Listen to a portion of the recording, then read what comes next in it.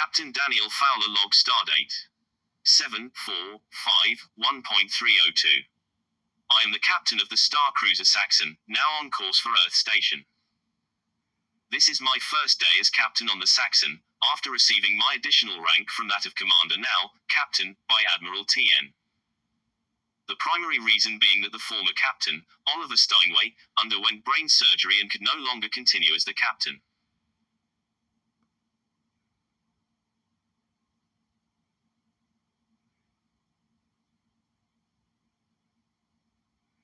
Captain Oliver Steinway and Lieutenant Commander Theo Boone are currently in stasis on board the Saxon.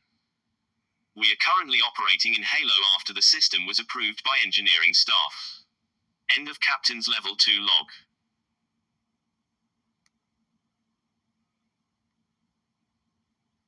Saxon Bridge 306.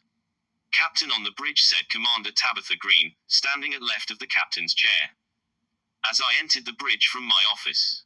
My new office, the old office of Captain Steinway. So everyone is clear on the issue, I said. Commander Tabitha Green is my first officer. Tabitha said, and you are the captain, sir. I wanted to say, I wish it were not so, however it is nice to be at this level. I still hope that Steinway may be back at some point in this position. For now he will have to remain in stasis until we reach Earth.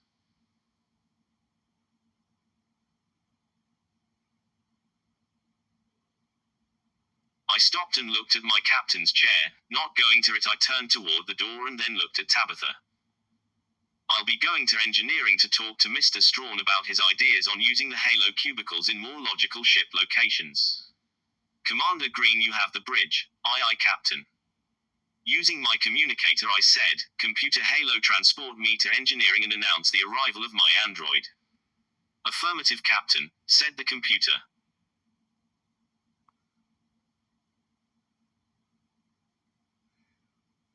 Engineering in Halo. I watched the engineering section materialize before my eyes in the simulation. Captain, welcome to engineering, said Commander Strawn. Captain, I was about to use a team of androids to begin moving mobile Halo functionality to the different areas of the ship. I wanted to start with the bridge and was about to go there. Don't let me stop you, I said. I do have to wonder, however, Commander, is there going to be room on the bridge for up to 6 cubicles?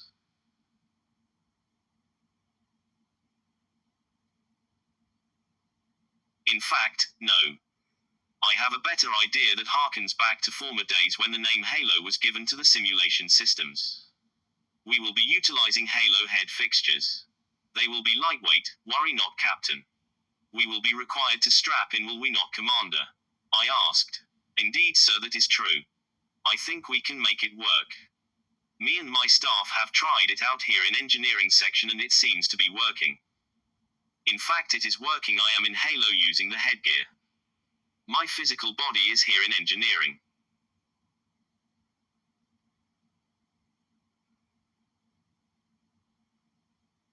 At any point when a person wants to check on their bodies, they can do so by asking the computer to leave Halo to make the viewing possible.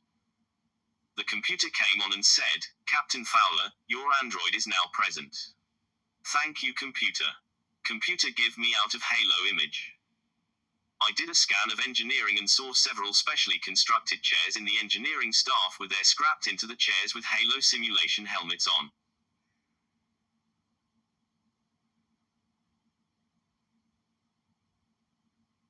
Commander, I'm seeing you outside of Halo at this very moment. Very interesting. Computer, put me back in Halo. I said, my view changed back to the Halo simulation once again. I said, I have spoken briefly with the doctor about an exercise routine. This seating arrangement in our assigned areas will, I think, help that process. Right, Captain, said Mr. Strawn. The Halo program now has it worked in to monitor heart rate and physical conditioning and will alert us to the times when we should exercise, and where.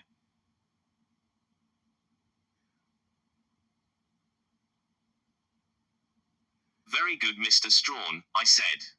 I will return to the bridge if there's nothing else. Nothing else, Captain, unless you want to help me with these equipment boxes. No thank you, Commander, I need to return to the bridge. I pivoted on my feet and walked toward the door. Was I getting exercise? I was not totally sure, but probably not.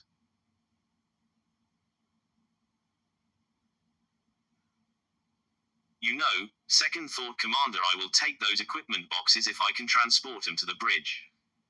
Oh, wait a minute, silly me, it doesn't work that way, does it?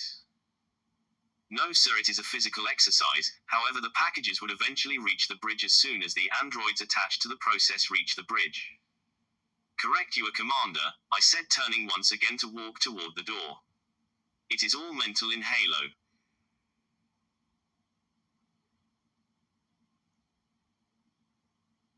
I glanced at the time. It was nearing 360 on the readout. In the corridor, I turned right and walked toward a turbo lift. Turbo lift. Turbo lift, take me to officer's lounge. I waited briefly for the car to move. We reached the location in the flash and I stepped out. Officer's lounge. Computer out of Halo view. I did a brief scan of the area outside of Halo, seeing quite a few androids. Most or all of them attached to individuals in the system.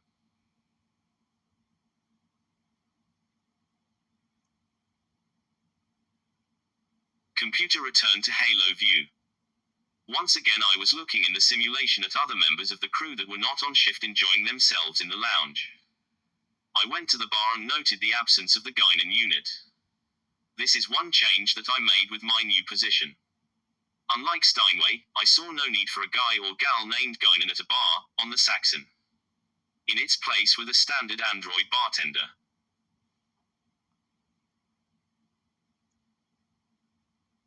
Scotch on the rocks, I said, and waited for my drink. It would be synthetic alcohol, of course. A pretty, young, female-looking thing sat beside me. She was a young redhead, not in uniform, green dress. I haven't seen you before, I'm on duty by the way, I said. You are also the captain, I presume, by your rank insignia and red collar. I'm off-duty security, night shift, I am Ensign Margot Peloton.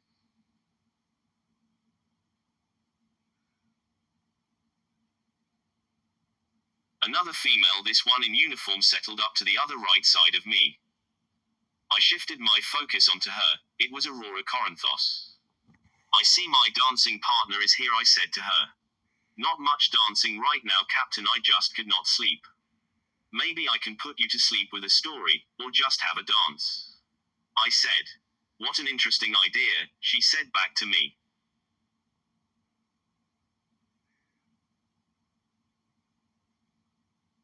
We danced for a while to some party music after that. Captain, she said. You're on duty, you should be on the bridge. So I should, Aurora, I should go now. And I shall go to bed, said Aurora Corinthos, headed for the door. I followed soon after, waving at the other woman at the bar. See you later. Bridge 423.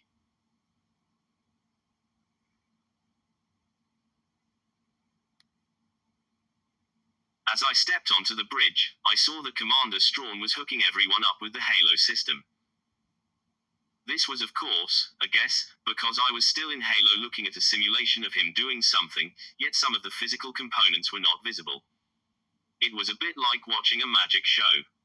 You should add sound effects to this show, I said to the commander with smile.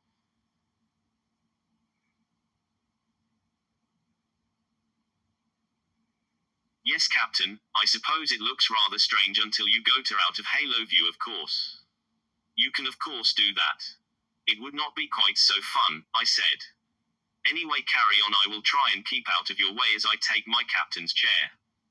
Captain, said Commander Strawn.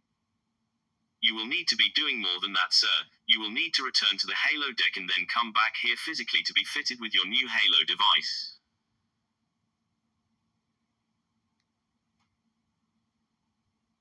Can nothing be easy? I said. Captain, it will be as easy as doing as I said. Stop telling me what to do, Commander. I said playfully. I'm doing my job, sir, said Mr. Strawn. Commander, I'm kidding with you, and I'm also leaving to take care of the task. I was on my feet and moving toward the door. On second thought, I said, computer, transport me in Halo to the Halo deck and let's get this over with.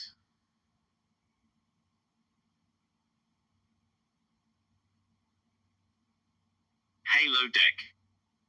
Halo deck cubicle materialized before me and I rose from the bed testing out my balance, as the weightlessness overtook me and I grabbed the handles by the door. I moved outside and waited for an android. There was not one this time. About a minute or two later an android came through the door. "Android, take me back to the bridge," I said.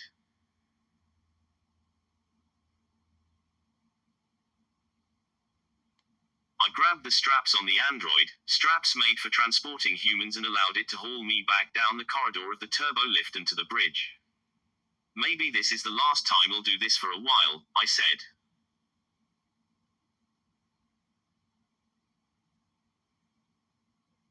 Bridge. "Here I am again," I said to the commander, who was walking toward me with a sophisticated-looking, yet small and lightweight, band that I put on my head, kind of like a crown. I blinked a few times and suddenly I felt the weightlessness disappear and I was back in Halo. "Very good, Commander, I like this." "And Captain," said Commander Strawn, "you are actually here on the bridge. So that if you go out of Halo for some reason, here on the bridge you will still remain. I suggest a few drills on different things before we get this down completely."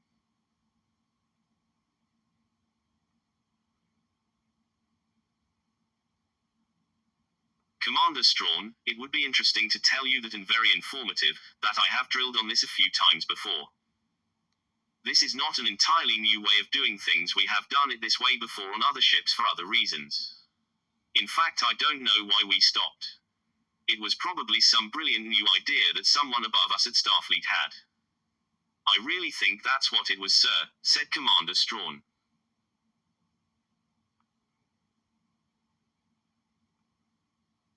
"I think you are right, Commander," I replied.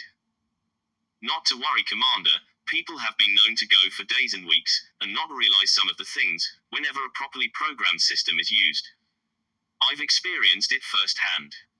Tabitha Green walked over and was listening to our conversation and then said, "Indeed, you're right, Captain. We came all the way from Earth out to this gate and not much notice of the Halo system. Which I have suspicions may have led to some of the problems that we had with it because of improper programming, or I digress."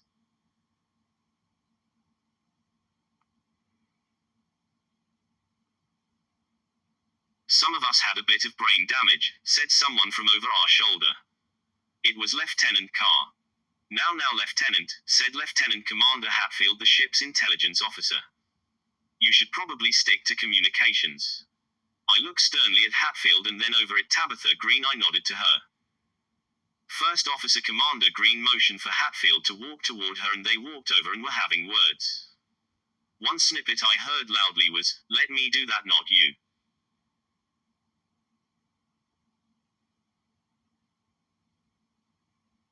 Hatfield glanced over at me. I put a stern eye on him. He was flustered and he walked back to his post. Tabitha walked over and said, "I let him know that I would deal with people, not as an ops officer as I was before. I am now the first officer, just so you understand. That's what I told him." "That's proper. Well done, Ms. Green." "Stations, everyone," I said. I was in my captain's chair looking at the view screen, nothing much to see.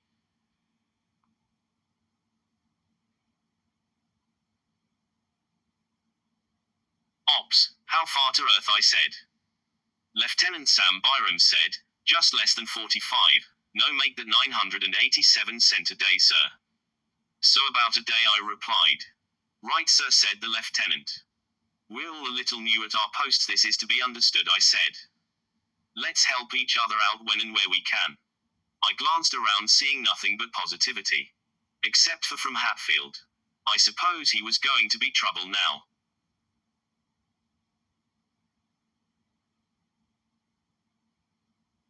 "Hatfield, see me in my office. I need an intelligence report directly from you." I was on my feet and moving to my office, where I presented myself behind my new desk. I glanced to the right at the food replication system, wondering if I should get anything. Maybe I was just trying to be captain. Maybe I was trying to be like the former captain, who I realized was actually still a captain in rank, only in stasis.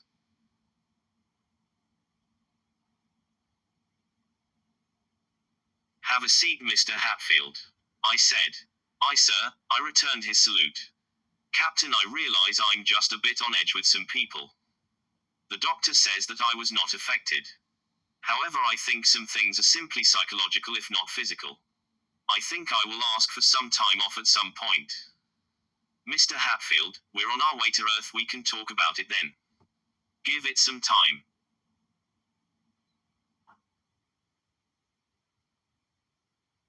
I read the level 4 which Steinway allowed me to see.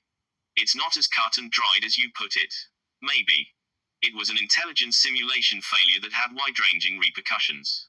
I'm aware of it, Mr. Hatfield. Let's move to the current situation and what you deem intelligence moving forward. "There's nothing really to report, sir. No pirate activity," he said, sounding very exasperated.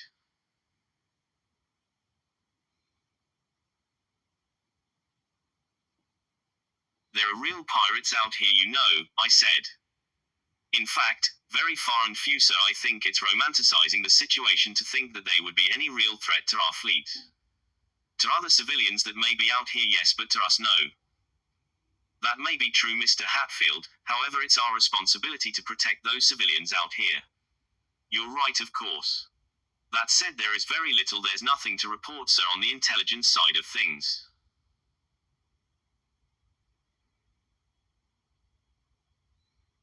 "You're dismissed, Mr. Hatfield." I watched him leave and allowed the door to close. Then my eyes moved to the right, to the replicator, picking my beverage. "Tea, hot, lightly sweet," I said. I was in thought about my new position. I would have to watch myself carefully because I could let myself go soft. Adding to this the fact that we are on a Halo system, I was happy that we would have the possibility of alerts or advice by the computer about exercise.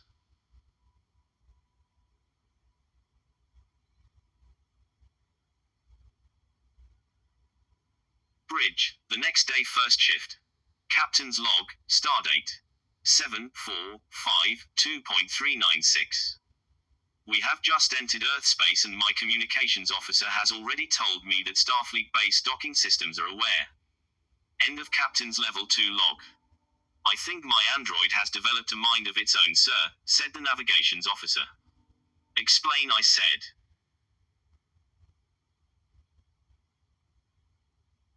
Before I entered the bridge and went on shift, I was grabbing a towel thinking that I might need it. I know.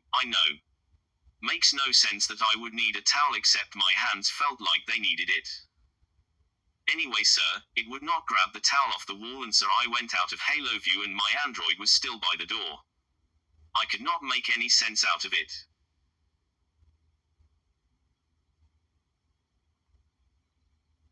"If it keeps happening, we can contact engineering, make sure and let me know," I said. "Aye, sir," said the ensign. "Computer, take me out of Halo." Out of Halo, I looked around the bridge. All the androids seemed to be in their proper places. "Prior, stand for me and then turn around and then sit back at your console," I said. The nav officer did so, and sure enough the android remained seated. "I will contact engineering," I said. "You can sit down again, Ensign Prior."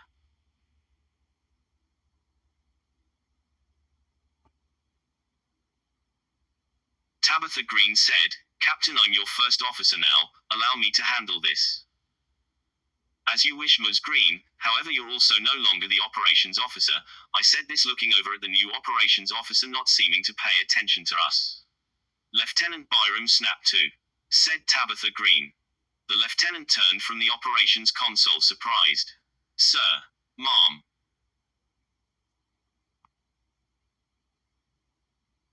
"Call me Commander. We need you in this room listening to what you need to do. Pay attention, Lieutenant. You're the operations officer, we need you to check with engineering, come with me." Tabitha Green stepped forward as the lieutenant rose and followed her to the side.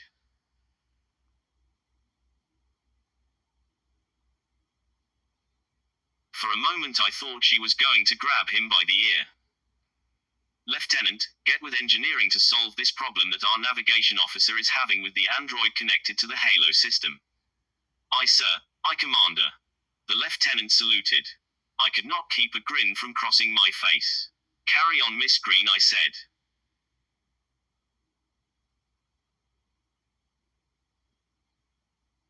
What is on the screen, sir? Asked the commander. I said, carry on, Commander Green. I will, sir, I will, she said, seeming out of sorts. I was watching the screen now as we approached the port area. Navigator, take us in for docking. Communications, contact the dock, tell them we're here, I said.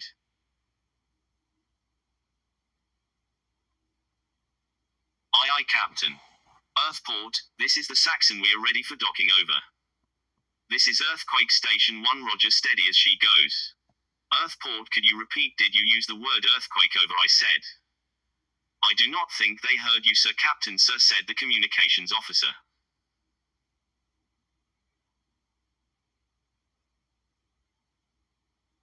Communications, confirm if they're using a code word or if they're misinterpreting something. Maybe I'm hearing it wrong, I said. Aye, Captain. Earthport, are you using the code word earthquake over? Roger, Saxon, our code name is earthquake over. Roger, earthquake, Saxon over. Steady as she goes, Saxon over.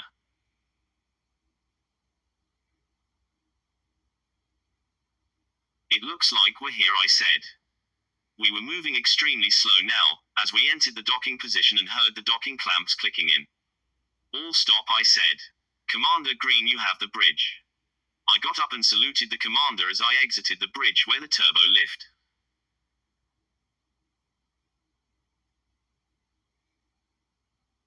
Captain, said Commander Green. You're in halo, you may need to decouple before leaving the bridge, remember. Oh, you're right, I said, stopping computer, exit halo. I watched as my android was walking ahead of me toward the turbo lift, and I grabbed at the last moment in the waitlist condition. Wait for me, android, it slowed suddenly and I almost plastered myself into it.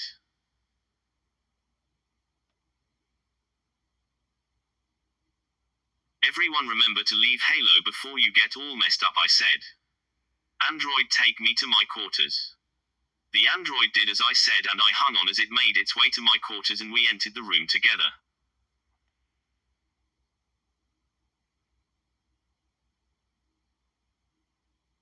I collected as much of my personal belongings as I could. I may not be on Earth very long, so it may not matter. I pulled myself in the weightlessness to my android. I was about to enter halo again, but I stopped myself. Android, take me to the stasis chamber in sick bay. Understood, sir, said the android. Sick bay.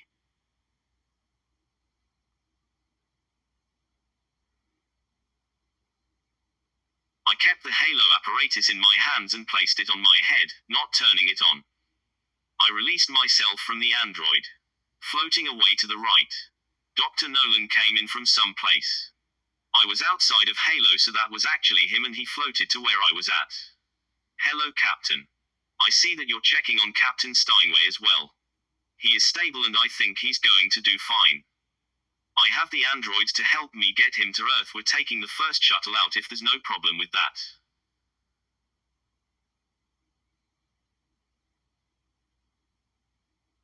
Carry on, Doctor, I said, stepping to one side. I'll miss you, old friend, I said to the captain in the stasis chamber. I waited and watched as the androids and the doctor along with his assistant helped carry out the captain. It was also Commander Boone in the other stasis chamber. I would guess that Commander Boone is okay as well, I asked the doctor. Indeed he is, said the doctor.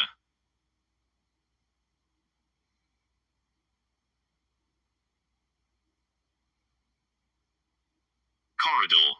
Our group floated down the corridor. We soon approached Tabitha Green, who is floating in the corridor outside of halo. Turbo lift. I and Tabitha Green both entered the turbo lift along with the doctor and the captain and the stasis pod. It was cramped for space.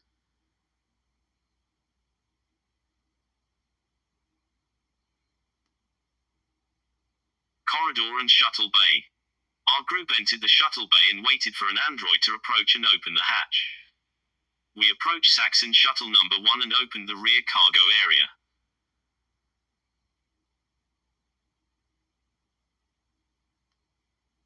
Saxon shuttle 1. It was quite easy to move the stasis chamber into the shuttle, in the weightless conditions. I will pilot the shuttle, I said. I moved to the front end of the ship and made all the safety checks. Saxon bridge, this is shuttle 1 departing shuttle bay. This is the bridge, affirmative. I saw the green light and the doors had opened and we slowly departed the ship, making her way past the docking rings.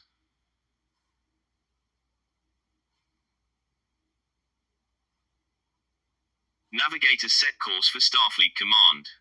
This time it was an android at the navigator station. Looking down, I could see that we were over Asia on our way to Australia and Sydney. Navigator to Starfleet Medical, I said. Starfleet Medical entered, We were approaching our landing spot within 15 metric minutes.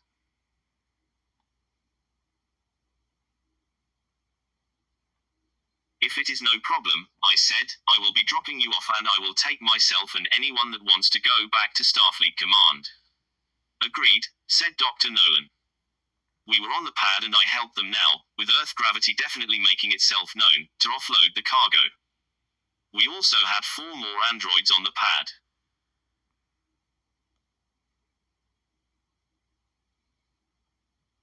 See you later, Oliver, I said, realizing that he couldn't hear me.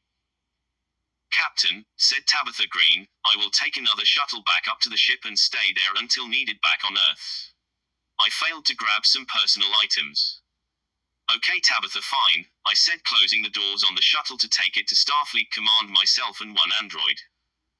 I looked at the time on the control panel. It showed that it was now 7:4:52.484. However, here in Sydney, Australia, the sun had just come up.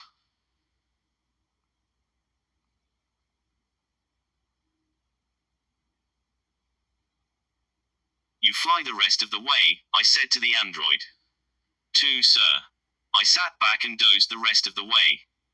Somewhere in my dream state I had the question on my mind, what did the android mean by 2?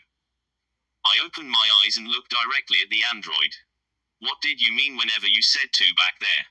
It was a quick code for II. Artificial intelligence, sir. We aim to be more human. We thought it was a thing.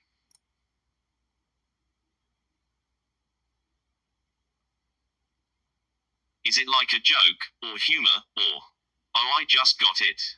2-letter I's, a Roman 2. Got any more like that, I asked. Yes, such as in sickbay when the doctor asks for an IV, an android will go, 4. Or 24.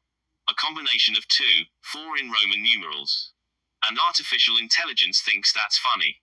I asked.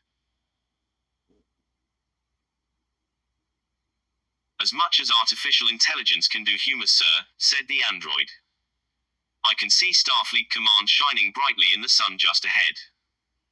Android, I said, I really do not need to go to Starfleet Command at the moment.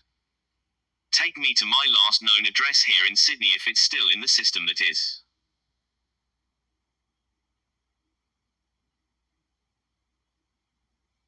Our shuttle changed course as we banked right and we flew toward downtown Sydney. Just on the other side of the bridge we did a nosedive temporarily and then came to a stop outside of a large building. This is where I get off, I said to the android. If you need me, call me, said the android. I said. Oh sorry, I mean to. The android started to laugh. Ha ha, yeah. This android had a blank face and was grey in color. It's not very convincing.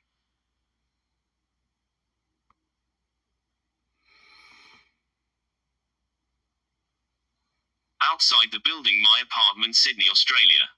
It was certainly good to be outside again and on Earth. Did not have to use any halo to get around, nor did I need an android. I saw a very pretty girl, blonde hair, ponytail, and a gold metallic dress. We locked eyes with each other as we passed. She must have been going somewhere important, so she kept walking.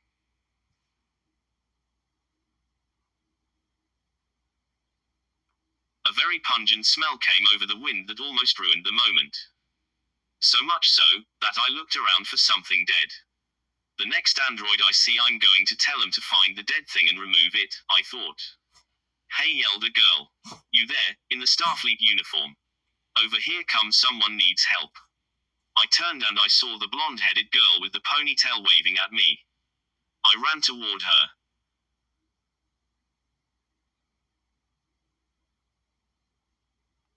A security officer and 2 androids showed up on the scene and I stood back.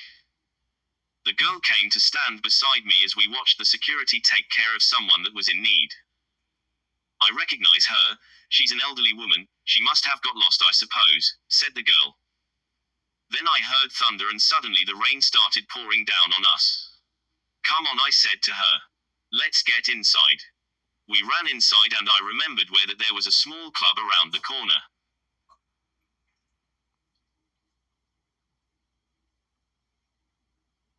She stopped me. The club's not open. I conked my hand on my head, and I said, oh, that's right, it's morning. I'm fresh from a spacecraft in orbit, I don't know what time it is. I do, but I don't. I get it, she said. Have to be some place to meet someone by, she said, running away. I decided to call it a day. I started walking toward my apartment. I sure hope it was still there. A few moments I found a lift and took it to the 4th floor. Room 405, so here I was at the door and I realized I did not have a means to get in.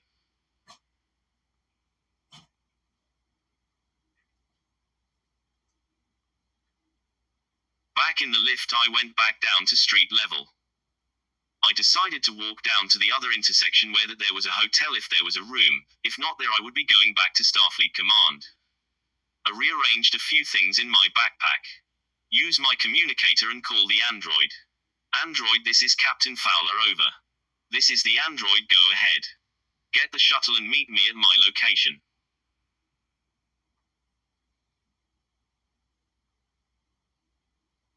Aye aye sir. I was taken aback. The android did not say to. I guess he was not in a joking mood. Saxon Shuttle 1. Okay android, fly us to fleet headquarters. Aye sir, said the android. The flight was really just a quick jump and then we were there. Android, I said, keep the shuttle available for possible quick flight back to the ship.